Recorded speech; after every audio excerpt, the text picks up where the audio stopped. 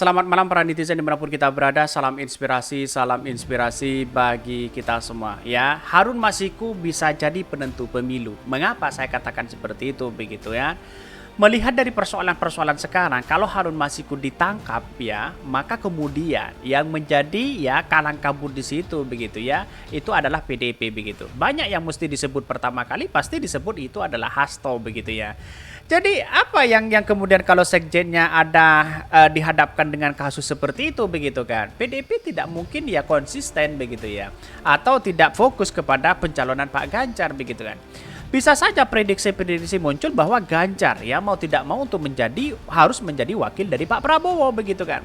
Ya apa coba bayangkan begitu kan. Pak Sandi di P3 mengatakan ketika ya Pak Sandi ya bukan ya tidak memilih Pak Sandi untuk menjadi wakil dari Pak Ganjar, kemungkinan besar ya PDIP dengan P3 jangan berharap ya ada sesuatu yang kemudian bekerja sama begitu kan. Karena pada hakikatnya sampai hari ini belum ada partai-partai di parlemen yang besar bergabung kepada PDIP begitu. Bayangkan kalau Harun Masiku ditangkap di situ begitu kan. Katanya Harun Masiku sudah ya berada di dalam negeri selama 2020. Berarti 3 tahun dong. Siapa yang menghalang-halangi ini begitu kan? Kok tidak bisa begitu kan? Ya, apakah kejaksaan bisa diintervensi? Apakah KPK bisa diintervensi? Kan begitu logika kita begitu.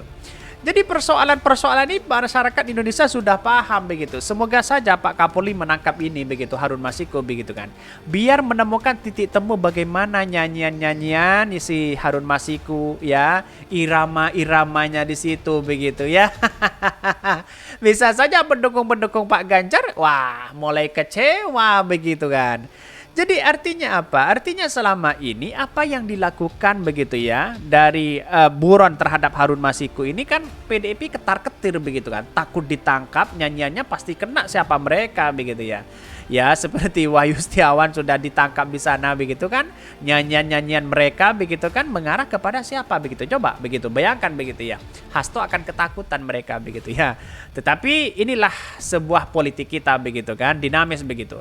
Saya kutip dari Dendi Budiman begitu kan, ada tulisan yang sangat menarik begitu ya. Bahkan tidak hanya itu ya, soal Harun Masiku apa kaitannya dengan pemilu dan siapa saja dalang di balik ini ya. Berikut analisa dari berdasarkan info dari langit katanya begitu ya. Kita lihat saja begitu ya. Sejak penentuan capres, hubungan Pak Lurah dengan Mamah Mega kian renggang ya. Kisaran 1 tahun terakhir ya, hubungan keduanya tidak lagi mesra. Ada banyak tanda-tanda gelagat keduanya bermain muka ya. Bahkan puncaknya kala Mamah Mega memutuskan Ganjar sebagai capres dari PDIP tanpa melibatkan Pak Lurah. Bayangkan begitu ya. Apakah ini kerenggangan ini disodorkan Pak Jokowi menyodorkan Pak Ganjar kepada Bu Mega atau Bu Mega memilih sendiri? Ya, itu masih belum jelas begitu ya. Dan kerenggangan itu sudah mulai keterlihatan begitu ya. Sebagai nomor wahid di satu begitu kan ya, sebagai orang nomor 1 Indonesia, tentu saja Pak Lurah berkeinginan besar untuk bermain dalam bidak pencapresan. Apalagi dorongan sang istri yang begitu kuat memastikan bahwa keluarganya aman di masa yang akan datang. Nalurinya ya, sang ibu itu tentu jauh lebih tajam dibandingkan Pak Lurah. Bu Lurah tak ingin keluarganya bernasib serupa Cikias. Banyak kritikan-kritikan itu begitu kan. Artinya apa ya? Artinya mungkin bagaimana nasib ya dari tidak menjabat lagi begitu. Takut di penjara lah, takut di situ lah. Maka kemungkinan besar kalau Pak Prabowo jadi, maka kemudian yang terjadi apa? Bisa peran di situ begitu ya. Sedangkan Pak Ganjar kalau jadi, dia kan petugas partai, tidak mungkin manut kepada Pak Jokowi begitu kan. Bahkan ini langkah pertama dimainkan Pak Lurah dengan memasang Prabowo sebagai calon kandidat yang bakal diukung. Infonya bahwa sebagai timbal balik Prabowo menyarankan ya, bahkan menyerahkan ya penyusunan kabinet kelak ya saat dirinya terpilih kepada ya Pak Lurah. Gimik dan peran mulai dimainkan di situ begitu. Bahkan koalisi besar dimunculkan untuk kendaraan Prabowo. Lalu muncul isu Munaslup Golkar ya dengan memasang LPB ya. LPB sehingga ya Bahlil sebagai kandidat di situ begitu. Bisa saja begitu kan. Apakah ini tersandra kasus ketua umumnya atau apa begitu kan. Sehingga banyak yang kemudian ingin menggantikan itu dan bahkan mendorong Munaslup dari Partai Golkar begitu. Bayangkan kalau ini tersandra begitu kan ya. Misalnya banyak yang menyebutkan PKB tersandra, ya PAN tersandra, Golkar tersandra. Apakah seperti itu begitu? Muncul spekulasi orang seperti itu begitu kan. Pada akhirnya mau tidak mau harus bergabung kepada Pak Prabowo begitu kan. Lantas bagaimana dengan PDP? PDP ya hanya P3 di situ begitu kan ya. Bahkan dari sejumlah ini begitu ya, sebagai benteng merah tak tinggal diam ya. Sejumlah partai dibujuk dan dirayu agar mendukung Ganjar, termasuk ya memecah belah KIB. P3 berhasil, sementara Golkar masih dalam tahap lobby ya. Bahkan Ketua Umum ya Airlangga Hartarto dipanggil ke Jagung. Lalu Airlangga Hartarto bertemu dengan Puan. Sudah jadi rahasia umum kalau kejaksaan adalah orangnya PDIP begitu ya. Katanya begitu ya. Apakah ini bisa intervensi? Kan kacau begitu ya. Pak Lurah tidak tinggal diam, dibikinlah pertemuan PSI, Prabowo sebagai ya sinyal PSI dukung Prabowo. Dan akhirnya apa begitu? Para buzzer sudah mulai kalang kabut. Si A dukung ini, si B tidak mendukung ini.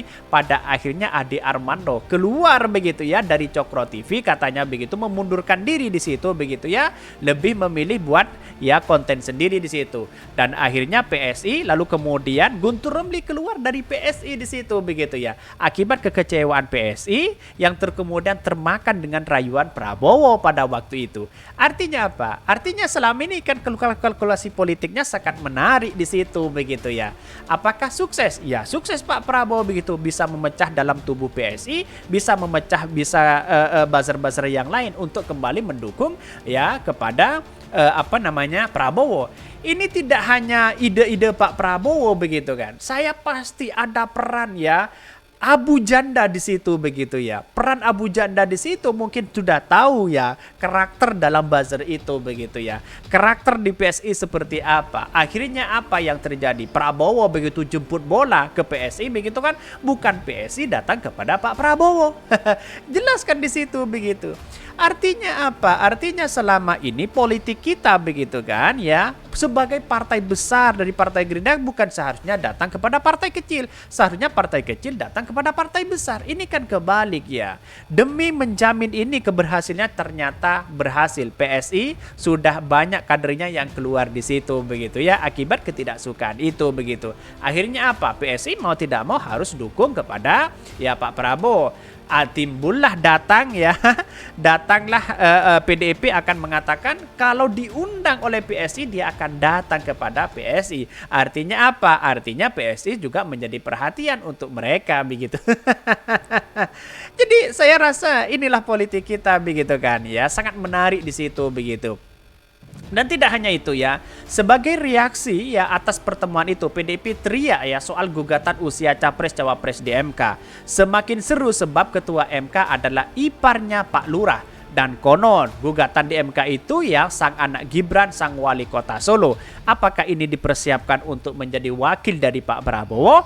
Atau jangan-jangan hanya gimmick saja? Atau jangan-jangan apa begitu ya? Ini pasti ya ketika Hasto menggugat, ketika Hasto mengkritik terkait dengan usia, batas usia calon wakil presiden begitu ya ke MK, maka otomatis seolah-olah ya dia mengkritik Pak Jokowi begitu kan. Mengapa? Ya di sana di MK tahu siapa keluarganya Pak Lurah, kan begitu logikanya begitu kan.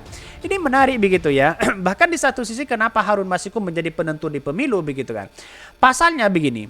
Bahkan ya Pak Lurah memerintahkan kepolisian, ada bisikan KPK bahwa Harun Masiku ada di Indonesia. Katanya begitu ya. Meminjam istilah dari ya Bang Denny Indrayana, kasus Harun Masiku tergantung dari order ya istana dan bagian dari cawi-cawi Pak Lurah. Mungkin sudah mengetahui siapa mereka begitu ya. Di satu sisi, dari sini kita lihat bagaimana jadinya jika Harun Masiku kena tangkap dan bernyanyi di pengadilan. Saya berpendapat bahwa setidaknya ya Sekjen Hasto ya orang pertama kali yang bakal disebut dalam nyanyian Harun Masiku. Mengapa? Karena dia yang bisa bertanggung jawab sebagai Sekjen begitu kan. Semuanya dia akan mengetahui apa yang terjadi di dalamnya begitu kan. Kok bisa begitu kan? Maka dari sinilah yang kemudian makin seru nih pemilu kita, meminjam istilah Rocky Gerung, kita ya senang ya jika elit politik kita bunuh-bunuhan ya. Kita lihat saja nanti begitu ya. Apakah Harun Masiku sebagai penentu? Bisa saja seperti itu begitu kan ya. Ya ketangkaplah Harun Masiku misalnya di situ begitu, maka kemudian yang terjadi begitu PDIP semakin memanas sana sini. Ya Ganjar bisa saja tidak diperhitungkan di situ begitu. Wajar kalau sekarang nama Ganjar sudah mulai tenggelam ya. Mungkin itu yang kami sampaikan. Tonton terus channel Hodari Podcast Rakyat ini, karena ada berita-berita menarik dan viral setiap harinya. Salam para netizen, salam inspirasi bagi kita semua. Jangan lupa di subscribe channel YouTube Hodari Podcast Rakyat ini.